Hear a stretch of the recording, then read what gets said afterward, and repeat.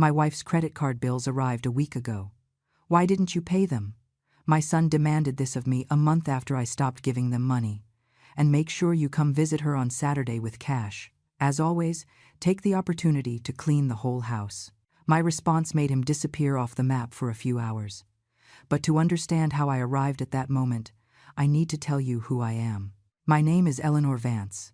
I am 69 years old, and for entire decades, I lived as if my life did not belong to me. That call from Mason was not the first. It was merely one more in an endless list of demands that began so long ago I no longer remember when I stopped saying no. Maybe I never said it. Maybe I always believed it was my duty as a mother to accept everything they asked of me. That maternal love was measured by how much I could endure without breaking. Mason is my only child. I raised him alone after his father died when he was barely 12 years old. I worked 3 simultaneous jobs so he would lack nothing, so he could go to college, so he could have opportunities I never had. I cleaned other people's houses until my knees hurt so much I could barely walk. I cooked in diners where the heat of the kitchen left me dizzy. I sold clothes door to door under the scorching sun. Everything for him. And when Mason got married, I thought I could finally rest. That my work was done. That now he would build his own life and I could, for the first time in decades, breathe. I was wrong. 2 months after the wedding, Mason appeared at my house with a serious expression. He told me he needed my help, that things were tough, that his wife had lost her job and they had accumulated debt, that they needed me to lend them money. Just for a few months, just until she found work again. I gave him the money. It was everything I had saved to fix the roof of my house, which leaked every time it rained. But he was my son, and a mother does not let her son go without. Months passed. She never found a job, or maybe she did find one, and simply decided it was more comfortable for me to pay their bills. The requests multiplied. First, it was the electric and water bills for their house, then the groceries, then the tuition for the children who were born shortly after, then the gas, then the medical co-pays, then everything. And at some point, without realizing it, I stopped being his mother and became his unpaid employee. Every Saturday, without fail, Mason would call me. Sometimes, he would even come directly to pick me up. He would tell me to go to his house, that the kids missed me, that they wanted to spend time with their grandmother. It sounded sweet. It sounded like love. But when I arrived, what awaited me was not a hug. It was a to-do list. Clean the whole house, wash the laundry accumulated from the entire week, cook lunch and leave meals prepped for several days, babysit the kids while Mason and his wife went out to handle important business that generally implied going to the movies or eating out at a steakhouse. And at the end of the day, when my legs barely held me up and my back screamed in pain, Mason would pat me on the shoulder and say, "Thanks, Mom. I don't know what we'd do without you." As if that compensated for everything. As if those words paid for the hours of labor. As if they erased the exhaustion. As if they made it all make sense. For years, I convinced myself that this was normal.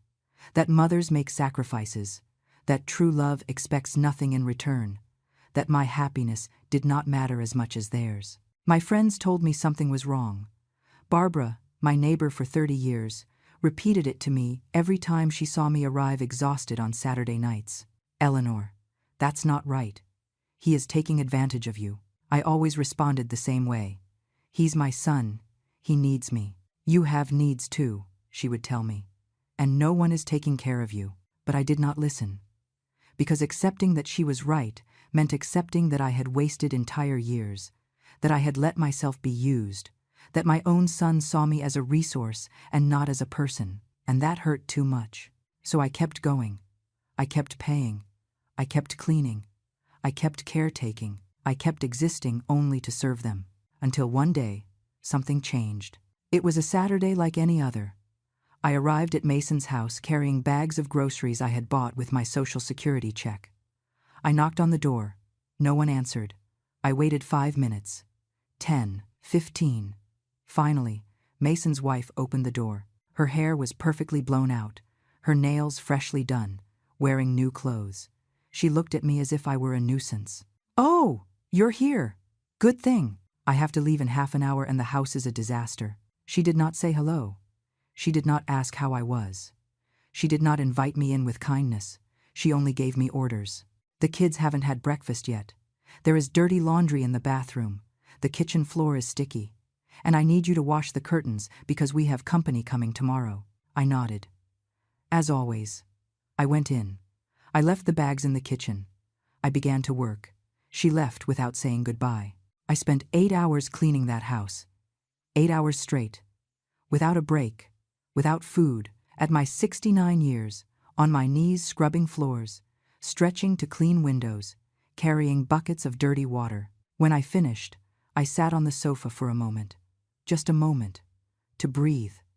My hands were trembling. My back burned. My knees were swollen. And in that instant, looking at that spotless house that I had just cleaned, I asked myself, when was the last time someone cleaned mine? When was the last time someone worried if I had eaten? When was the last time someone asked me if I was tired? The answer was simple and devastating. Never. Mason arrived that night when I was about to leave. He saw me gathering my things and told me, almost without looking at me, "Mom, I need you to transfer money to me tomorrow." The monthly bills came in and were short. It was not a question. It was an order. And I, as always, said, "Yes, son." I returned to my house that night and looked at myself in the mirror. I did not recognize the woman I saw. I was hunched over, pale, with dark circles under my eyes. I looked like I was 90 years old instead of 69. What had happened to me? Where was the Eleanor who worked 3 jobs with energy? Where was the strong woman who raised a son alone? Where was I? I had lost myself somewhere along the way. I had erased myself so they could exist comfortably. And the worst of it was that they did not even notice. That night I could not sleep. The questions would not stop spinning in my head. And the next day, when I went to the bank to transfer the money Mason had asked for, something strange happened. The teller looked at me with concern. "Mrs. Vance, this is the 3rd large transfer you have made this month. Are you sure everything is okay?" It was the first time in years that someone asked me that question, and I did not know what to answer, because no, nothing was okay. But I was not ready to admit it yet. I made the transfer, I returned home, and I tried to keep living as if nothing had changed. But something had changed. Something small, a tiny crack in the armor of resignation I had built over the years. And that crack, with time, would turn into a total rupture. The weeks that followed that bank transfer were strange. On the outside, everything seemed the same. I kept waking up at 6 in the morning. I kept cleaning my house before going to clean Mason's. I kept cooking for myself and putting away extra portions just in case he stopped by for food. I kept answering his every call with the same docility as always. But on the inside, something was moving. Something uncomfortable. Something I could not ignore no matter how hard I tried. I began to notice things I used to let slide. Small details that accumulated like drops of water in a glass that was about to overflow. One Tuesday afternoon, Mason called me. Not to ask how I was, not to invite me for coffee, just to ask me to go to his house to watch the kids because he and his wife had an important dinner. I went, as always. When I arrived, the kids were already asleep. The house was silent. Mason and his wife had already left. They left me there, in an empty house, watching children who did not even know I was present. I sat on the living room sofa. I looked around. Everything was spotless. Of course, because I had cleaned it 2 days before. The furniture was new, the television was enormous, there were expensive decorations on the walls. And then I asked myself, if they have money for all this, why do they need mine? That question haunted me all night. The next day, when I was organizing my own receipts and bills, I found something that made my blood run cold. In the last 6 months, I had transferred a total of $3,200 to Mason. $3,200. Money that came out of my Social Security. Money I should have used to fix my roof, which continued to leak. To buy the medications I needed and sometimes did not take because I could not afford them. To live with a minimum of dignity. And all that money had gone straight to a house full of luxuries. To a family that dined out while I ate rice with an egg because it was the only thing I could afford after paying them. I felt something in my chest. It was not sadness. It was something heavier, darker. It was rage. a silent rage that had been accumulating for years without me realizing it. But I still did nothing. I still said nothing.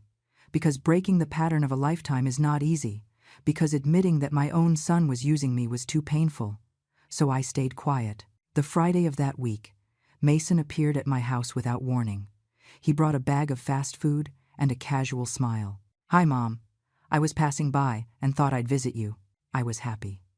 For a moment, I thought maybe you finally came just to see me, to spend time with me, to be my son and not my boss. We sat down. We ate. We talked about unimportant things. He told me about work. I told him about the garden. It seemed like a normal conversation between mother and son until we finished eating. Mason leaned back on the sofa and said, like someone commenting on the weather, "Mom, I need you to do me a favor." My heart sank. "Tell me, son." "My wife's credit card is maxed out. The bills came in, and we need to pay at least the minimum so they don't cut off the service. Could you cover it this month?" He did not ask if I had money. He did not ask if I needed that money for something. He did not ask anything. He just assumed I would say yes, as always. And the worst part was that he was right. "How much is it?" I asked, with a small voice. $400. $400. Half of my monthly check. "Okay," I said. Mason smiled. He gave me a kiss on the forehead, and he left. That night, sitting on my bed, with the electric bill unpaid on the table and the bottle of blood pressure pills empty because I had not been able to buy them, something broke inside me. It was not a dramatic break. I did not cry. I did not scream. It was something deeper, more definitive. It was the exact moment I stopped believing this was love. The next day, I decided to do something I had never done before. I decided to seek information. I wanted to know if Mason really needed my money or if he was just using me. I called Barbara. She worked at a bank. I asked her if she could, to discreetly find out about Mason's financial situation. I did not want to invade his privacy, but I needed to know the truth. Barbara looked at me with that expression friends have when they know you are about to discover something that is going to hurt you. "Eleanor, are you sure you want to know?" "Yes," I answered, although I was not sure of anything. 2 days later, Barbara came to my house. She brought a folder with papers. She sat in front of me carefully, as if she were about to give me terminal news. "Eleanor, your son has a fixed salary of $4,500 a month. His wife works too. She earns $3,000. Together, they have an income of $7,500 monthly." I froze. "Also," Barbara continued, "they have 2 savings accounts, one with $15,000, another with $8,000. I could not breathe. "Are you sure?" It was the only thing I could say. "Completely sure." "Eleanor, your son does not need your money. He never needed it." The world stopped. For years, Mason had told me things were tough, that they barely made ends meet, that they needed my help to survive, and it was all a lie. All of it. He had been robbing me, not just money, time, energy, health, dignity. He had used me as if I were an ATM with legs, as if my only function in life was to serve him. Barbara took my hand. "I'm sorry, Eleanor. I'm sorry you had to find out like this." I did not answer. I could not. The words were stuck in my throat, along with years of humiliation that only now I was beginning to process. That night, I did not sleep. I sat in the living room, looking at the ceiling that leaked, thinking about all the sacrifices I had made, about all the times I stopped buying something for myself because Mason needed my money, about all the times I ate less to be able to give him more, about all the times I ignored my own health because I was too busy taking care of theirs. And it had all been unnecessary. It had all been manipulation. The next day, I did something I had never done. When Mason called to ask me to go watch the kids, I told him I couldn't, that I didn't feel well. "But Mom, we need you to come. We already have plans." "I'm sorry, Mason. Not today." There was an uncomfortable silence on the other end of the line. "Fine," he said finally, with a cold tone. "I guess we'll have to cancel."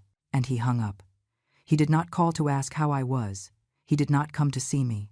He just got annoyed because he couldn't use me. That told me everything I needed to know. The following days were more of the same. Mason called me only when he needed something, never to hear about me. And every time I told him no, his tone became more distant, colder, as if I only was worth something when I was useful. It was then that I began to keep evidence. I didn't do it with a plan in mind. I did it because something in me knew I was going to need it. I saved every text message where Mason asked me for money, every bank transfer, every receipt, every call where he demanded I go clean or babysit, everything. I kept it in a folder I hid in the back of my closet, like an archive of my own exploitation. I didn't know what I was going to do with it, but I knew that someday, somehow, that truth would have to come to light. And when it did, Mason wouldn't be able to deny anything. 2 weeks passed since I started keeping the evidence. 2 weeks in which every call from Mason, every message, every demand, became one more piece of proof. And with every piece of evidence I filed, the reality became clearer and more painful. It wasn't just that Mason used me. It was that he had done it for years, with total premeditation, with full awareness of what he was doing. One Sunday morning, while organizing the document folder, I found something I had forgotten. A letter Mason had written to me 5 years ago, when he had just gotten married. I opened it with trembling hands. "Mom, thanks for everything you have done for me. I know you have sacrificed a lot so I could have a better life. Now that I have my own family, I want you to know that I am never going to leave you alone. I am going to take care of you like you took care of me. I promise you." I read that letter 3 times.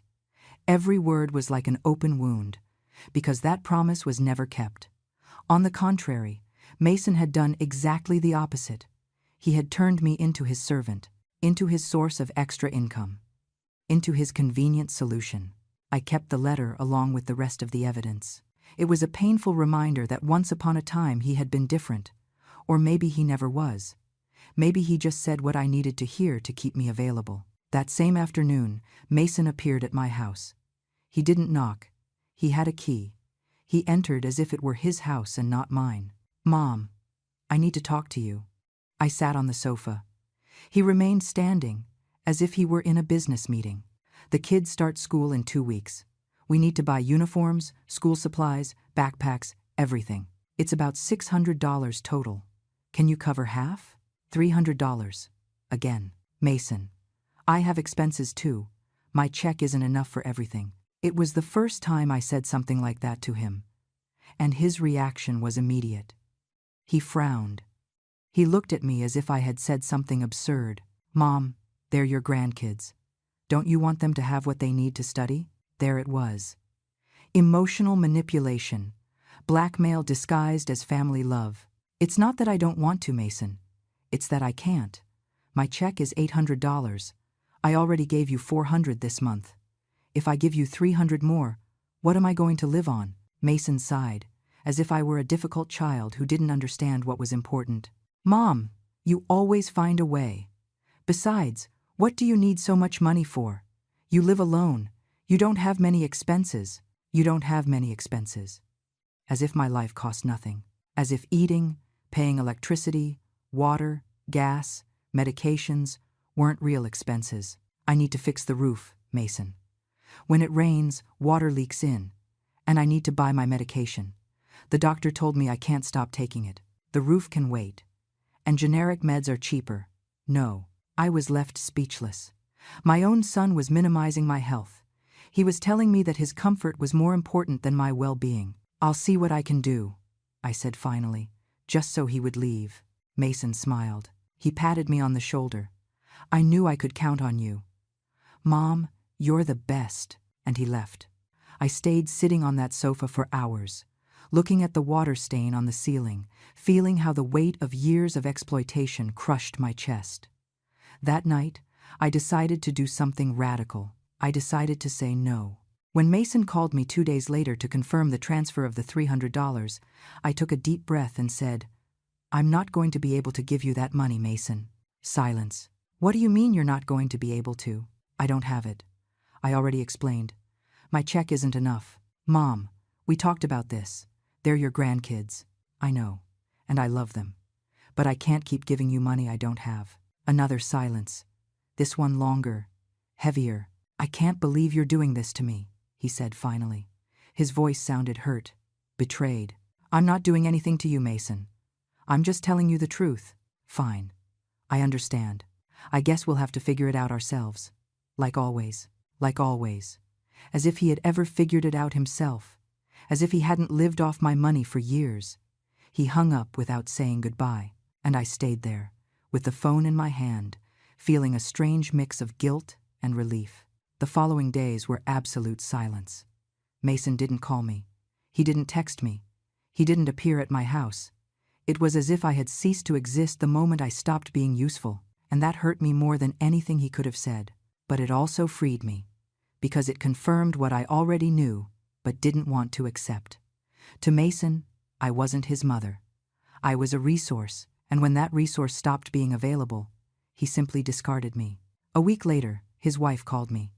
It was the first time she contacted me directly in months. "Eleanor, I need to talk to you. Mason told me you aren't going to help with the kids' expenses. It's not that I don't want to, it's that I can't. I understand things are tough for you too, but we really need that money. The kids can't go to school without uniforms." Then she used the same manipulation manual as Mason. "And you two can't cover those expenses?" I asked, although I already knew the answer. We had a lot of expenses this month. We had to fix the car, and we needed to change the living room sofa because the other one was already very old. The car, the sofa. While I lived with a leaky roof and without medication, they were changing furniture. "I'm sorry," I said. "I can't help this time." "Well, I guess the kids are going to have to understand that their grandmother doesn't want to help them." Those words were like a punch to the stomach. She was using the children. She was manipulating me through them, making me feel as if I were the villain. "That's not fair," I said, with a trembling voice. "What's not fair is that you turn your back on them when they need you most." And she hung up. I sat on the kitchen floor and cried. I cried for lost years, for wasted love, for a relationship that was never what I believed it was. But I also cried because I knew this was just the beginning, that saying no once wasn't enough, that I was going to have to stand firm even if it tore me apart inside. Barbara came to visit me that afternoon. She found me with puffy eyes, sitting on the sofa, staring into the void. "What happened?" she asked. I told her everything. Every word, every manipulation, every emotional blackmail. She listened to me in silence, and when I finished, she said something that changed everything. "Eleanor, this is abuse. What Mason is doing to you is financial and emotional abuse, and you need to understand that as long as you keep allowing it, he is going to keep doing it. But he's my son, and you are his mother. Not his employee, not his bank, not his slave. Your life has value. Your health has value, and you have the right to say no." Those words resonated in me for days. I had the right to say no. I had the right to live my own life. I had the right to exist without being useful to someone else. It was then that I made the hardest decision of my life. I decided to cut the cycle, completely. No more money, no more cleaning, no more watching kids whenever it suited them, no more living to serve. I knew it was going to hurt. I knew Mason was going to react badly. I knew I was probably going to lose the relationship with my grandkids, but I also knew that if I didn't do it now, I was going to die being invisible, being a shadow, being nothing, and I deserved more than that. So I prepared everything. I gathered all the evidence I had kept. I organized my finances so I could sustain myself without depending on anyone. I spoke with my doctor to ensure I had enough medication, and I waited, because I knew Mason was going to come back. He always did. And when he returned, this time, he was going to encounter a different woman. A woman who was no longer afraid to say no.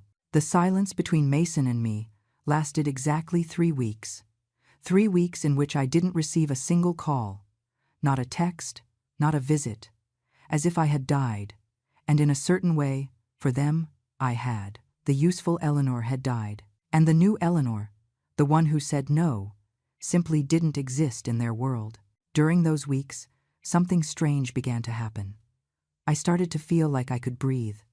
Mornings were no longer a countdown to the next demand. Saturdays no longer meant 8 hours cleaning someone else's house. My check, for the first time in years, was enough for me. I bought my full prescription. I fixed a leak in the roof. I bought myself a pair of new shoes, because mine had holes in the soles. Small things. Basic things. Things I should have been able to do always. Barbara noticed the change. You look better, Eleanor. More rested. I feel better, I admitted. Although I also feel guilty. Why? Because I feel like I should be suffering more. That I should miss taking care of my grandkids. That I should feel like I did something bad. And you don't feel it, sometimes. But mostly I feel relief. And that makes me feel like I'm a bad mother. Barbara took my hands. Eleanor, feeling relief doesn't make you a bad mother. It makes you human. For years they exploited you. It's normal that you feel relieved that it's over. I wanted to believe her. I really wanted to. But guilt is a slow poison. And I had spent entire decades learning that my value depended on how much I gave to others, unlearning that wasn't going to be easy. The 4th week of silence was about to end when I received a call. It wasn't from Mason. It was from Linda, my sister-in-law, Mason's wife's sister. Eleanor, I need to talk to you about something important. Her tone was serious, formal. Tell me, Linda. Mason and my sister told me you stopped helping them financially, that you don't want to watch your grandkids anymore, that you turned your back on them. There it was, the manipulated version of the story. I was the villain. They were the victims. That isn't exactly what happened, I said, keeping calm. Then what happened? I took a deep breath, and for the first time, I said the complete truth out loud. What happened is that for years I gave them money I didn't have, that I cleaned their house every week without them asking me with respect, that I watched their children as if it were my obligation and not a favor. And when I couldn't do it anymore, when I had nothing left to give, they disappeared. They didn't call me to see how I was, only to complain that I stopped serving them. There was a long silence on the other end. I understand, Linda said finally. But they are also going through a hard time. They have expenses, responsibilities. Me too, Linda. I have expenses too. I also have responsibilities. And the main one is taking care of myself because no one else is going to do it. But they're family, Eleanor. Family helps each other. Exactly. Family helps each other. They don't use each other. And for years I was used, not helped. Linda didn't know how to respond. She muttered something about understanding my point and hung up. But I knew that conversation hadn't ended. I knew Mason was building a narrative, painting me as the selfish mother who abandoned her family. And 2 days later, my suspicions were confirmed. My sister, Patricia, who lives in another city, called me, worried. Eleanor, what is going on with Mason?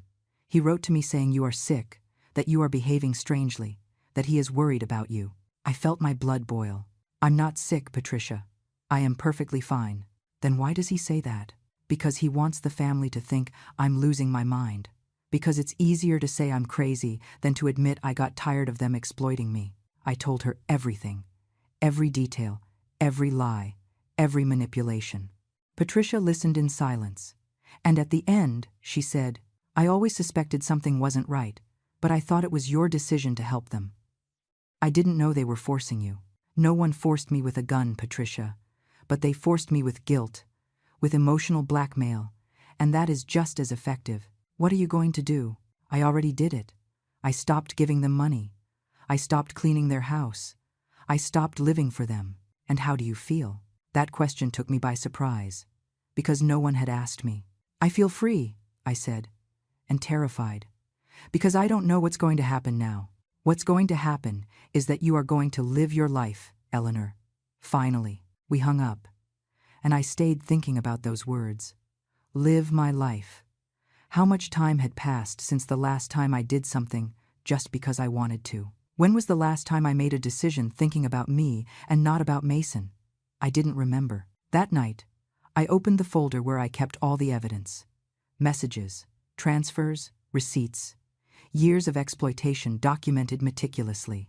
And I found something I had forgotten. An email Mason had sent to his wife 2 years ago.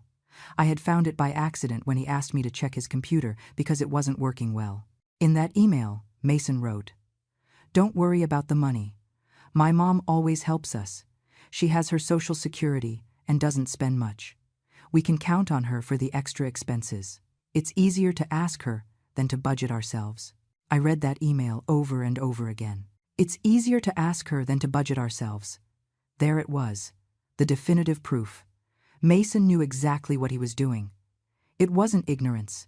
It wasn't necessity. It was pure convenience. I was his plan B, his easy solution, his emotional ATM. I printed that email. I kept it with everything else, because I knew someday I was going to need it. The following days were quiet, too quiet, like the calm before the storm. And the storm arrived on a Saturday morning. Someone knocked on the door insistently. I opened it. It was Mason. But he wasn't alone. He brought his 2 children. My grandkids. Mom, the kids wanted to see you. They said they missed their grandma. The kids hugged me. They were smiling. They were innocent in all this. Hi, my loves, I said, hugging them back. Mason entered without asking permission. Can we talk for a moment? I knew what was coming, but I nodded. The kids stayed watching TV while Mason and I sat in the kitchen. Mom, I know things have been tense between us, and I want to fix it. You're my mother. I love you. I don't want us to be fighting. He sounded sincere. He almost convinced me. Almost. I want to fix things too, Mason. But I need you to understand something. I can't keep living like I lived. I can't keep giving you money I don't have. I can't keep being your maid. His expression changed. The mask of a loving son fell for a second.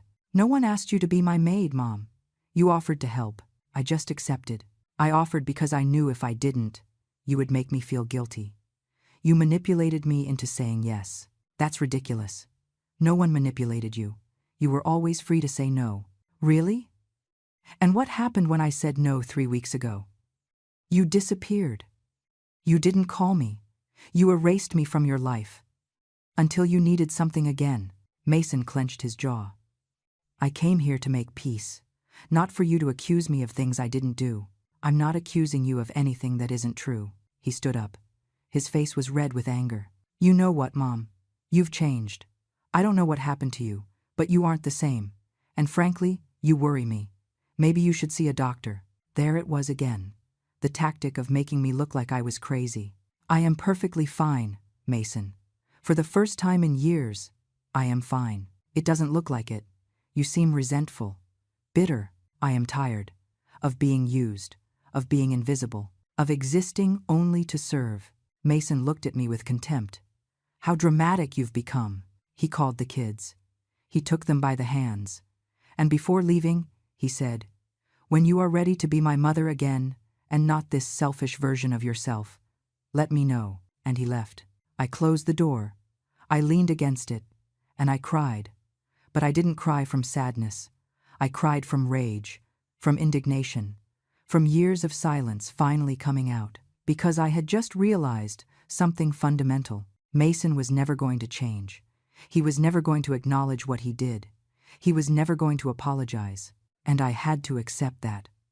I had to accept that my son wasn't who I thought he was, that maybe he never was, and I had to decide if I was going to keep fighting for a relationship that only existed when I was useful, or if I was going to choose myself for the first time in my life. That night, I made the definitive decision. I was going to choose me. The days after that visit from Mason were different. Something had changed in me irreversibly. It wasn't just anger or exhaustion anymore. It was clarity, a cold and cutting clarity that showed me the truth without filters or excuses. For years, I had lived in a fog of justifications. Every time Mason used me, I found a reason to allow it. He's my son. The kids need me. Family helps each other. I'm his mother. It's my duty. But now, with that new clarity, I saw those phrases for what they really were. Chains. Chains I had accepted wearing myself because they taught me that maternal love meant absolute sacrifice, that a good mother erases herself so her children can shine. Lie. A good mother also has the right to exist, to breathe, to live. I began to do things I had never done, small things, but significant. I got up one Tuesday at 9 in the morning, not at 6, at 9, because I could, because no one expected me anywhere, because my time was mine. I ate breakfast slowly. I drank coffee looking out the window, without rushing, without guilt. I called a friend I hadn't seen in months because I was always too busy cleaning Mason's house. We went for a walk in the park, We talked about unimportant things. We laughed, and I realized something devastating. I had forgotten what it felt like to laugh. That afternoon, as I returned home, I passed a beauty salon. I stopped. I looked at my reflection in the glass. My hair was neglected, gray, shapeless. It had been years since I went to a hairdresser because that money always ended up in Mason's account. I went in. "I want a cut," I told the stylist. "Something different. Something that makes me feel new." She smiled. And for the next hour, she worked on my hair while I closed my eyes and tried not to cry. When she finished, I looked in the mirror. I didn't recognize the woman staring back at me. She looked dignified. She looked like someone who matters. "You look beautiful," the stylist said. "Thank you," I whispered. I paid with my own money I didn't have to transfer to anyone. And I walked out of there feeling lighter than I had in years. But peace never lasts long when someone is used to controlling you. 2 days later, I received a call. Not from Mason. From his wife. "Eleanor, we need to talk." Her tone was cold, cutting. "Tell me." "Mason told me you disrespected him the last time he came to see you. That you accused him of horrible things. That you treated him badly in front of his own children." I took a deep breath. I wasn't going to let her manipulate me. I didn't disrespect anyone. I only told him the truth. That I can't keep giving you money I don't have. "That is very convenient for you, isn't it? Now that you decided to be selfish, everyone else has to suffer the consequences." "I am not being selfish. I am being realistic. My Social Security check is $800 a month. Do you know how much I have given you too in the last year? More than $10,000. Money I needed to live, to take care of my health, to fix my house. No one forced you to give us anything." Those words hit me like a fist in the stomach. "You're right," I said, with a trembling voice. "No one forced me. I gave it because I believed it was my duty, because you made me believe that without my help you couldn't survive. But now I know the truth." "What truth?" "That Mason earns $4,500 a month, that you earn $3,000, that you have savings, that you never really needed me. It was just more comfortable to use my money than to use yours." There was an icy silence. "Who told you that?" "It doesn't matter who told me. The important thing is that it is true, and you know it." "You are misinformed, Eleanor. Our finances are not your business." "You're right. They aren't my business. Just as your credit card debts are not my business either. Nor the kids' uniforms. Nor the new sofa you bought last month while I lived with a leaking roof. I can't believe how bitter you have become." "I am not bitter. I am awake. And it took me 69 years to wake up, but I finally did." She hung up without saying more. I stayed sitting with the phone in my hand, feeling my heart beating strongly in my chest. "I didn't regret anything," I said. "But it hurt. It hurt to know that for them, I was only worth something when I was silent and obedient." That night, I opened the folder of evidence again, and I began to organize them more systematically. I made a list of all the bank transfers I had made to Mason in the last 2 years. The total was terrifying. $12,300. $12,300 that came out of my pension. I calculated how much of that money I could have used for myself. I could have completely fixed my house. I could have had all the medical checkups I needed. I could have saved for my future, but instead, I financed the comfort of a family that had more income than I did. I kept that list along with the bank statements, along with Mason's messages demanding money, along with the email where he admitted it was easier to ask me than to budget themselves. Each piece of evidence was like a piece of a puzzle, and when they were all together, they formed a clear and devastating image of systematic exploitation. I didn't know when I was going to use that evidence, but I knew the moment would arrive. A week later, Barbara came to visit me. She wore a worried expression. "Eleanor, I heard something I need to tell you." "What happened?" "Mason is telling everyone in the neighborhood that you are sick, that you have mental problems, that you are behaving irrationally." I felt my blood boil. Of course he is saying that. It's easier to make me look crazy than to admit he is an abuser. People believe him. "Eleanor, some neighbors asked me if it was true, if you needed help, and what did you tell them?" "I told them the truth, that you are perfectly fine, that the only thing you did was set boundaries." But not everyone believed me. I closed my eyes. I took a deep breath. Mason was executing his plan. Destroy my reputation so that when I told my version of the story, no one would believe me. It was brilliant, and it was cruel. "What are you going to do?" Barbara asked. "I am going to keep living my life. And when he returns, when he asks me for something again because I know he will do it, I am going to be ready." Ready for what?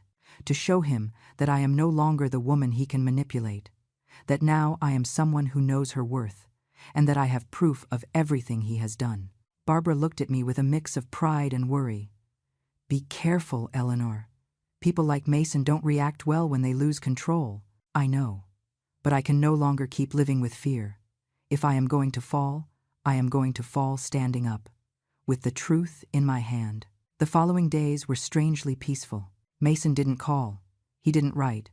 He didn't appear. It was like he was waiting, calculating his next move. And I waited too. I used that time to take care of myself, to reconnect with friends I had abandoned for being always available to Mason, to do things that made me happy. I started walking every morning. My doctor had recommended exercise years ago, but I never had time. Now I had it. I signed up for a knitting group that met on Thursdays at the neighborhood library.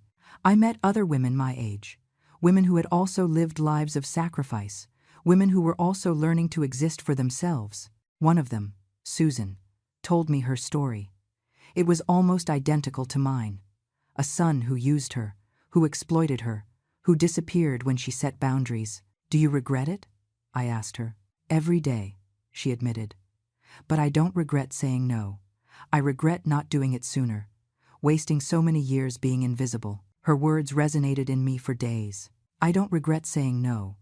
I regret not doing it sooner. Exactly. A full month passed since the last time I saw Mason. A month of silence. A month of peace. And then, the call came. It wasn't Mason. It was an unknown number. "Eleanor Vance?" "Yes, this is she. This is General Hospital calling. Your son Mason was admitted this morning. You are listed as the emergency contact. We need you to come." The world stopped. "What happened? Is he okay?" "We cannot give details over the phone. Please, come to the hospital as soon as possible." They hung up. I stood paralyzed. 1,000 thoughts passed through my head in seconds. What if it was serious? What if he was dying? What if this was my last chance to see him? I grabbed my purse. I ran out towards the hospital. And on the way, a part of me whispered, "This is also manipulation." But I couldn't ignore the call. He was my son. And as much as he had hurt me, he was still my son. I arrived at the hospital with my heart beating 1,000 miles an hour. I went to the front desk. I gave Mason's name. The receptionist checked the system. "Mason Vance was discharged 20 minutes ago." "What?" "It was a fainting spell due to low blood pressure. Nothing serious. He already went home." I stood there, feeling rage run through my body. It was a trap to see if I was still available, if I still ran when he needed something. And I had fallen for it. I walked out of the hospital shaking, not from fear, from fury, because I had just confirmed what I already knew. Mason was never going to change, and I had to make a definitive decision. I walked back from the hospital. I didn't take the bus. I needed the cold air hitting my face. I needed time to process what had just happened. Mason had used my mother's love as bait. He knew the word hospital would make me run without thinking, that I would forget all the pain, all the exploitation, all the abuse, the moment I thought he was in danger, and he was right. But this time, instead of feeling guilty for having fallen into the trap, I felt something different. I felt determination, because now I knew how far Mason was willing to go to keep me under control. And that gave me the strength I needed to do what I had been postponing for weeks: cut the tie, completely. When I got home, I sat at the kitchen table and took out a blank sheet of paper. I wrote a list of everything I needed to do to rebuild my life without Mason in it. First, change my phone number. Second, block all contact on social media. Third, warn the neighbors not to give out information about me. Fourth, talk to my bank to ensure no one else could access my accounts. Fifth, organize all the evidence in case I needed to use it legally. I looked at that list for a long time. Every point was a step towards freedom, but it was also a step towards loneliness. Because cutting off Mason meant probably losing my grandkids too. That hurt more than everything else. But I knew if I didn't do it now, I never would. And I would spend the rest of my days being a shadow, existing only to serve, dying slowly while pretending to be alive. The next day, I began to execute the list. I went to the phone company and changed my number. The employee asked if I was sure, because I would lose all my contacts. I told her yes, that I was completely sure. I only gave the new number to 3 people: Barbara, Patricia, and my doctor. Then I went to the bank. I explained to the manager that I needed to make sure only I had access to my accounts, that no one else could make moves or inquiries. He looked at me with understanding, as if he had seen similar cases before. I understand perfectly, Mrs. Vance. I am going to update all the security information. From now on, only you will be able to access your funds. I signed the necessary documents, and when I left the bank, I felt something similar to relief. My resources were mine. Finally, that night, I sat on the sofa with a cup of tea and checked social media for the last time before blocking everything. I saw photos of Mason with his family, smiling, looking happy, as if nothing had happened. In none of those photos did I appear. It was as if I had never existed in their lives, as if all these years of sacrifice had been erased from their memory. I closed the app. I blocked his profile. I blocked his wife's profile, and I turned off the phone. The following days were strange. Quiet, but strange. I didn't receive calls demanding money. I didn't receive messages asking me to go clean. I didn't receive reproaches disguised as concern, only silence. And in that silence, I began to rebuild myself. I went back to doing things I had forgotten. I cooked recipes I liked, not the ones Mason liked. I read books I had bought years ago and never had time to open. I painted the walls of my bedroom a soft color that brought me peace. Barbara came to visit me often. She brought me news from the neighborhood, news that included Mason. He is telling everyone that you disappeared, that you don't answer his calls, that he is worried about you. Let him say what he wants, I replied. I no longer care what people think. Are you sure about that? No, I admitted. It still hurts. I still care. But I am learning to live with that pain, because the pain of continuing to be exploited is worse. One afternoon, while I was watering the plants in the garden, I saw a car stop in front of my house. It was Mason. My heart accelerated. I wasn't ready for this moment, but I knew it had to come. Mason got out of the car. He looked tired, angry. He walked toward me with firm steps. Mom, what the hell is going on? You changed your number. You blocked everyone on social media. You disappeared. I didn't disappear, Mason. I just stepped away. Why? What did I do to deserve this? That question would have destroyed me a month ago. It would have made me doubt. It would have made me feel guilty. But now, no. What did you do? I repeated, with a calm voice. You used me for years. You stole my money. You treated me like an employee. You manipulated me emotionally. You erased me as a person. I never stole anything from you. You gave me that money. I gave it to you because you made me feel I had no choice, because you manipulated me with guilt, because you taught me that being a good mother meant disappearing completely. You are exaggerating everything. You were always dramatic. No, Mason. I was always convenient. And when I stopped being so, I disappeared for you. He clenched his jaw. I could see the rage growing in his eyes. You know what? You're right. You were convenient. Because you were always there. You always said yes. You always gave everything without asking for anything in return. And now what? Now you regret it? Now you want me to thank you for doing what mothers are supposed to do? Those words should have destroyed me. But instead, they freed me. Because finally, Mason had shown his true face. He had admitted he saw me as a resource, that my love was something he deserved without having to give anything back. Mothers don't have to disappear so their children can exist, Mason, and I am not going to do it anymore. So I guess this is goodbye. I guess so. Mason looked at me with contempt. He got into his car, and before leaving, he rolled down the window and yelled, "Don't come crying when you are alone and sick, because I won't be there." He started the car and left. I stood in the garden, with the hose still in my hand, watching the car disappear down the street.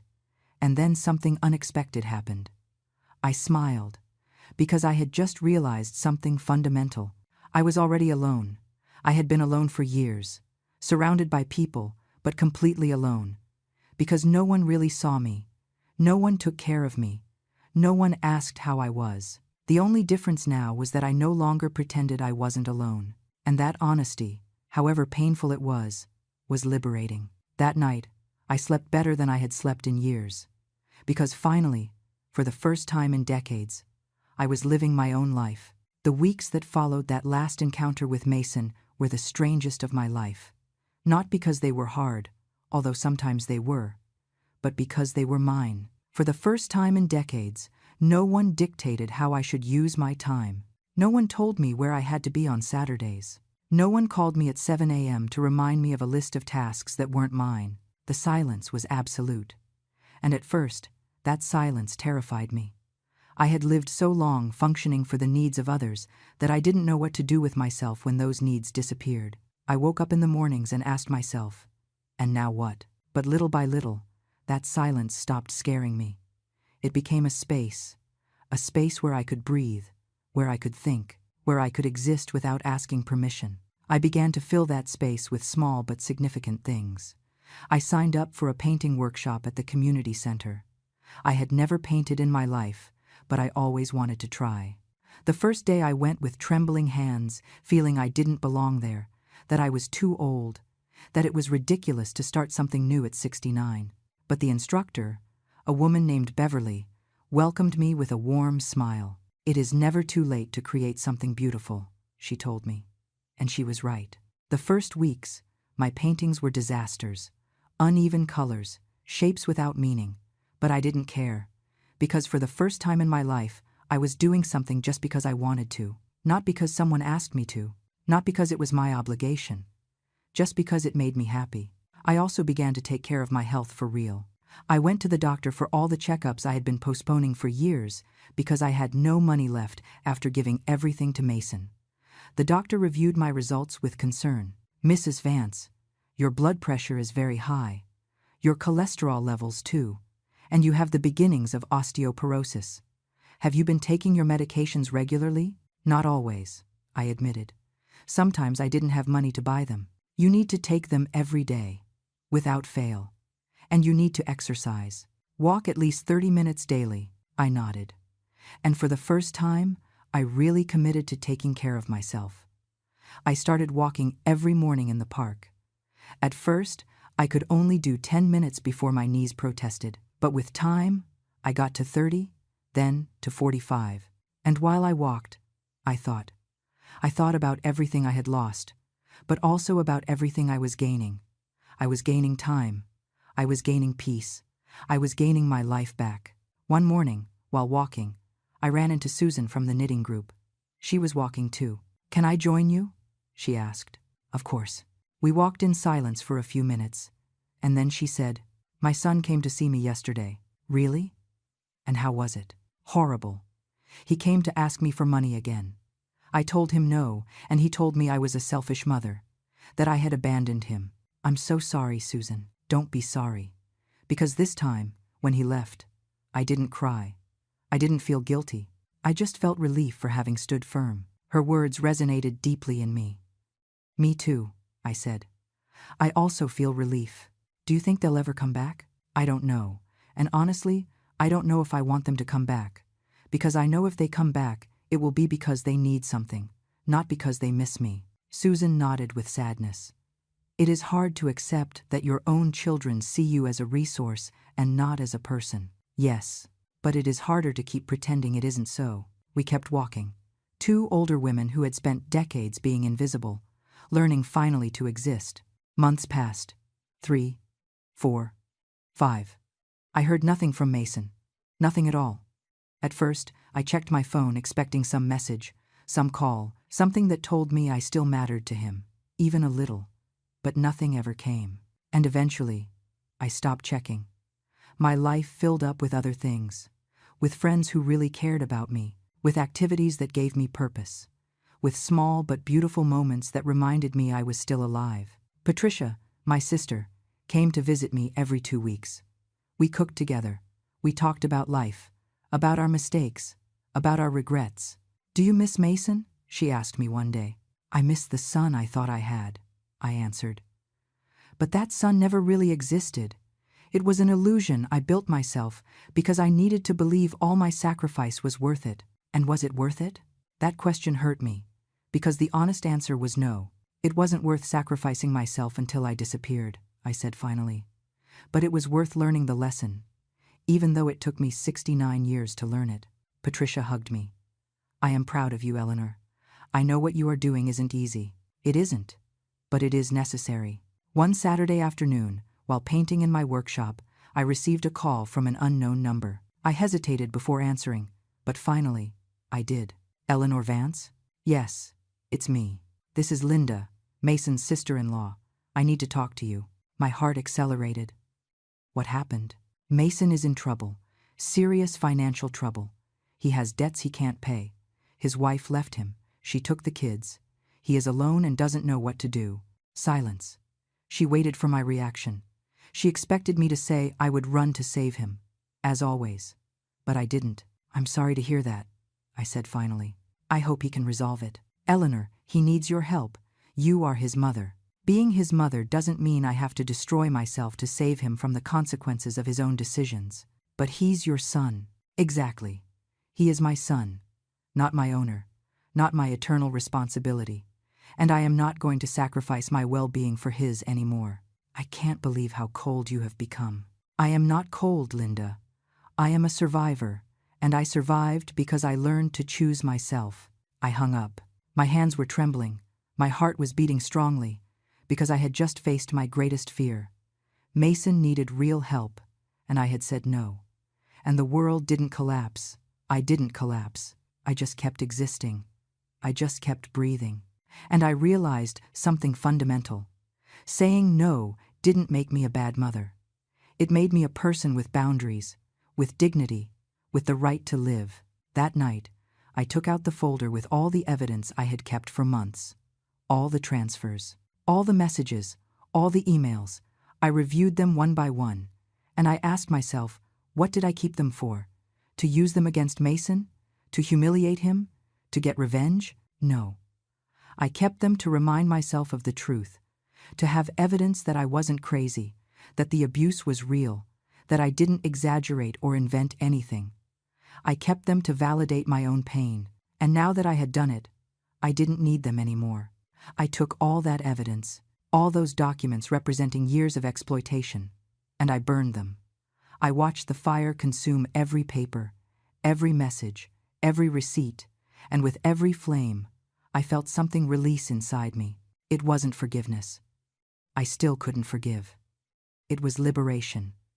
It was letting go of the weight of rage. It was stopping carrying the need to prove my suffering, because I knew what I had lived, and that was enough. I didn't need anyone else to validate it. I sat in front of the fire until everything turned to ash, and then I breathed. I breathed deeply, like I hadn't breathed in years, because finally, truly, I was free. The following months were about rebuilding, not the dramatic kind seen in movies. There were no grand revelations or epic moments of transformation. It was something more subtle, deeper. It was the slow and painful process of learning to live for myself after living for others for a lifetime. I began to do things that seemed insignificant, but for me were revolutionary. I got up when my body asked me to, not when the clock demanded it. I ate what I wanted to eat, not what was left over or cheapest. I spent money on things that made me happy without feeling guilt for every penny. I bought books, lots of books. I stacked them by my bed and read them late into the night, without anyone telling me to turn off the light, without anyone demanding I wake up early the next day to clean their house. I signed up for yoga classes for seniors.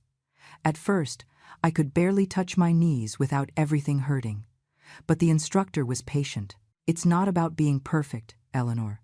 It's about being present in your own body." Being present in my own body. What a strange concept. I had spent so many years ignoring pain, fatigue, illness, that I had forgotten what it really felt like to listen to what my body needed. Little by little, the poses became easier. My back hurt less. I slept better. And with every class, I felt I was recovering a piece of myself I had lost decades ago. I also strengthened friendships I had neglected by always being available for Mason. Barbara became my confidant. We met twice a week to drink coffee and talk about life. "You look different," she told me one day. "Lighter. I feel different. I feel as if I had been carrying rocks for years and finally let them go." And Mason? That question still hurt me. But it no longer destroyed me. I know nothing about him. And I am learning to live with that. Do you think he will come back someday? Probably. When he needs something. When things get really tough and he has no one else to turn to. But by then, I hope to be strong enough to stand firm. Barbara nodded with understanding.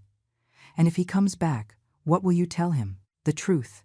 That I love him because he is my son, but that I am no longer going to allow him to use me. That he can be in my life if he treats me with respect and dignity. But if he only looks for me when he needs something, then I prefer to be alone." 7 months had passed since the last time I saw Mason. 7 months of total silence. And in those 7 months, my life had changed completely. I fixed the roof of my house. Finally. No leaks. Without having to put buckets out every time it rained. I painted the walls colors I liked. A soft yellow in the kitchen. A light green in the living room. My house stopped being just a place where I slept and became a home. I planted flowers in the garden. Roses, daisies, sunflowers. I watered them every morning and talked to them. Barbara laughed at me when I told her, "Plants don't answer you, Eleanor. I don't need them to answer me. I just need something living to take care of without it exploiting me in return." She stopped laughing. She understood. My health improved notably. The doctor was impressed with my most recent blood tests. "Whatever you are doing, Mrs. Vance, keep doing it. Your pressure is controlled. Your cholesterol went down. You look 10 years younger." "I stopped living under constant stress," I told him. "Turns out that's good for your health." He smiled, as if he understood perfectly what I was talking about. One afternoon, while I was at the grocery store, I saw Mason's wife. She was with the kids, my grandkids. My heart stopped. The kids had grown. They were taller, bigger, and I had missed those months of their lives. She saw me. For a second, our gazes crossed. I waited for some reaction. I waited for her to approach, to say something, to at least acknowledge my existence. But she didn't. She simply looked away and kept walking with the kids, as if I were invisible. I stood in the middle of the aisle of the grocery store, feeling something break inside me. It wasn't pain. It was something closer to acceptance. Acceptance that they had really erased me from their lives.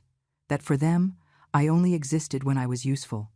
And now that I wasn't, it was as if I had never existed.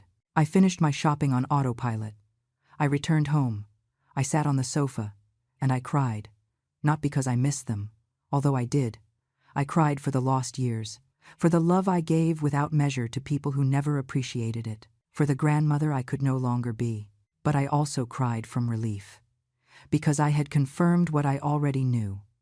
I did the right thing by walking away, because if I had stayed there, they would have consumed me completely. I would have died being a shadow, and my grandkids would have grown up seeing that as normal, seeing that older women exist only to serve. At least now, even though I couldn't be with them, I wasn't teaching them that abuse is love. That night, Patricia called me. "Eleanor, are you okay? You sound weird. I saw the kids today. At the store." "Oh no. What happened?" "Nothing. Absolutely nothing." And that was the worst part. I told her everything. She listened in silence. "I am so sorry, sister." "Me too. But I also know this is part of the process. I can't have Mason in my life without accepting the abuse. And if that means losing my grandkids, then that's how it has to be." "You are very brave." "I don't feel brave. I feel shattered.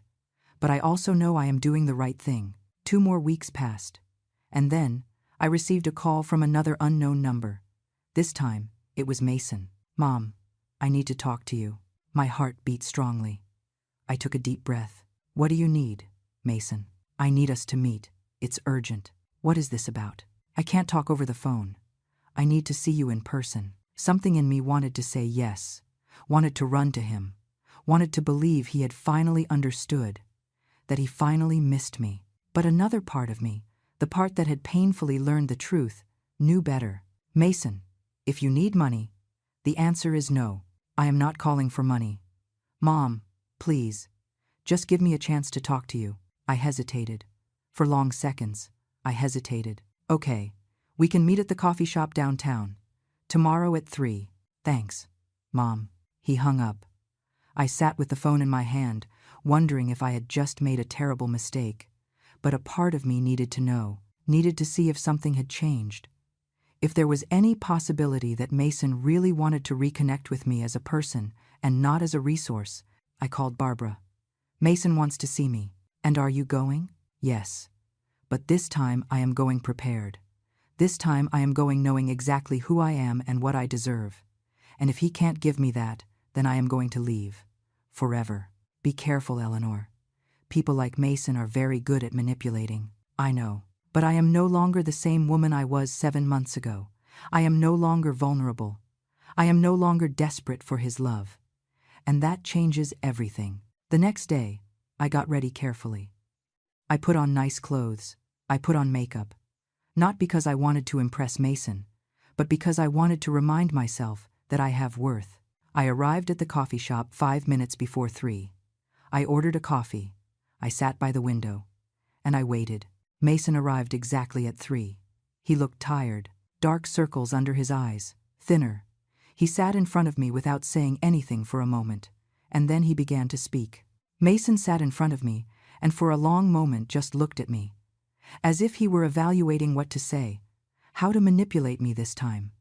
But I was no longer the same woman, and he was about to discover it. Mom, I know things between us have been complicated. Complicated, I repeated. That is an interesting way to describe years of exploitation. He blinked, surprised by my direct tone. I didn't exploit you, Mom. I just accepted your help when you offered it. No, Mason. You manipulated me into believing it was my obligation to give you everything. My money, my time, my entire life. I didn't come here to fight. Then what did you come for? He took a deep breath. And then he said something I didn't expect. My wife's credit card bills came in a week ago. Why didn't you pay them? There it was. The true motive for the call. A month had passed since I stopped giving them money, and now he came to claim it, as if it were my obligation. I stared at him in silence, waiting for him to continue. And make sure you visit her on Saturday with cash, as always. Take the opportunity to clean the whole house. It wasn't a request. It was an order. Spoken with the same casual tone used to ask for an insignificant favor. As if the last 7 months hadn't happened. As if I hadn't changed. As if he could still use the same old tactics. I felt something rise up my chest. It wasn't anger. It was something colder, more definitive. I took out my phone. I opened my banking app. I turned the screen toward him. See this, Mason? It is the balance of my account. $840. That is my full Social Security check for this month. I haven't paid the electric yet, nor the water, nor bought food. But I have $840. He looked at the screen without understanding where this was going. Now, I continued. Let me show you something else. I took a folded sheet out of my purse. I had prepared it the night before. It was a summary of all the transfers I had made to him during the last 2 years before burning it all. In the last 2 years, I transferred you $12,300. Money that came out of a pension of $800 monthly. Do you know what that means, Mason? It means I gave you more than a full year of my life. A whole year of food, medication, repairs to my house, everything I needed to live with dignity. I gave it to you. I didn't force you. Let me finish, I interrupted him. My voice was calm but firm. I also have here your bank statements. The ones I got months ago. The ones showing that you and your wife together earned $7,500 a month. That you have savings of over $20,000. That you never really needed me. His face turned pale. I also have screenshots of the email you sent your wife 2 years ago. The one that says verbatim, "It's easier to ask her than to budget ourselves." Do you remember it? Mason didn't answer. He just looked at me with a mix of shock and rage. So now I am going to answer your question. Why didn't I pay your wife's debts? Because they are not my responsibility. They never were. And I am no longer going to allow you to use me as an ATM with legs. Mom, I haven't finished. You said to come on Saturday to clean your house. With money, as always. But let me clarify something, Mason. I am not your employee. I am not your maid. I am not your bank. I am your mother. And as your mother, I deserved respect, love, and consideration, none of which I received from you. You were always dramatic, and you were always an abuser. An emotional and financial abuser who used his own mother until there was nothing left of her. Mason hit the table with his fist. Several people in the coffee shop turned to look at us. You know what? You're right. I used you because you were there, because you always said yes, because it was easy. And you know what else? Mom, I would do it again, because that is what mothers do. They sacrifice themselves for their children. Those words should have destroyed me, but instead, they freed me completely, because finally, he had admitted the truth. Finally, he had shown his true face without masks, and that gave me the strength I needed to do what I came to do. I stood up. You are right about one thing, Mason. Mothers sacrifice for their children, but there is a difference between sacrifice and self-destruction. And I crossed that line years ago for you, but not anymore. So what? Are you going to abandon me? Your own grandkids? I am not abandoning you. I am choosing myself. And as for the grandkids, you were the one who used them as tools of manipulation. You were the one who erased me from their lives when I stopped being useful. So don't talk to me about abandonment when you abandoned your mother years ago. It just took you time to realize it because I was still there, bleeding in silence. Mason stood up too. You are going to regret this. When you are old and alone and sick, you are going to regret it. I am already old, Mason, and I have been alone for years even though I was surrounded by people. The only difference now is that I no longer pretend I'm not, and that makes me stronger, not weaker. I turned to leave, but before walking out of the coffee shop, I stopped and said one last thing. Oh, and Mason, about those credit card debts. Paying them is your responsibility and your wife's, not mine. Never was mine. And if you can't pay them with $7,500 of monthly income and $20,000 in savings, then the problem isn't a lack of money. It is a lack of responsibility. I walked out of the coffee shop. The cold air hit my face. My hands were trembling. My heart was beating strongly. But I walked with my head held high, because I had just done something I never thought I would be capable of doing. I told my son the truth, and I survived. I took the bus back home. I sat by the window and watched the city pass by, and I realized something beautiful. For the first time in 69 years, my life was completely mine. I arrived home and called Barbara. How was it? She asked immediately. Liberating, painful, but liberating.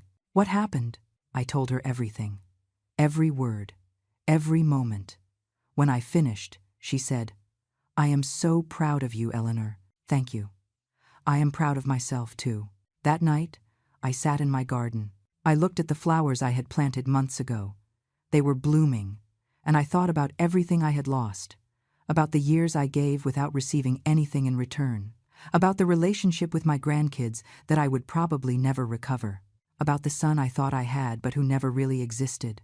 It hurt. It still hurt. But I had also gained something invaluable. I had gained myself back.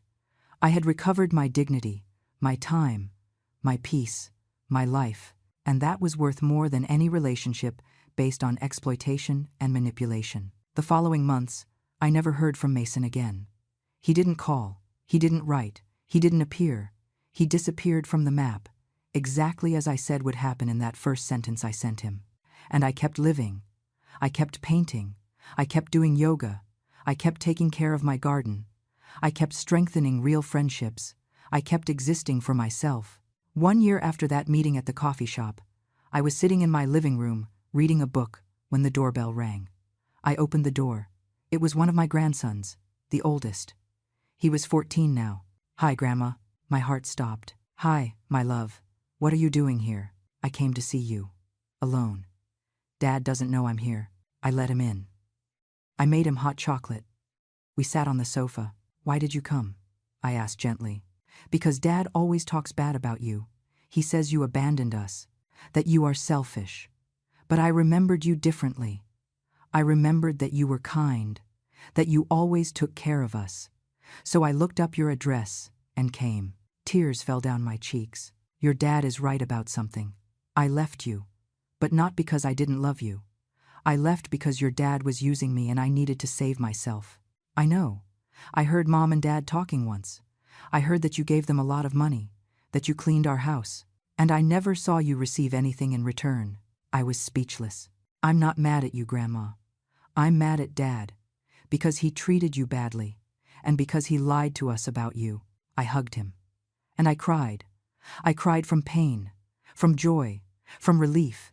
I love you, I told him. I always loved you. You and your brother. I love you too, Grandma. I don't know what will happen in the future. I don't know if Mason will someday understand the damage he did. I don't know if I will be able to have a relationship with my grandkids. But I know this. I did the right thing by choosing myself. And if I had to do it again, I would do it exactly the same. Because my life has value. And finally, after 69 years, I learned to live as if it did.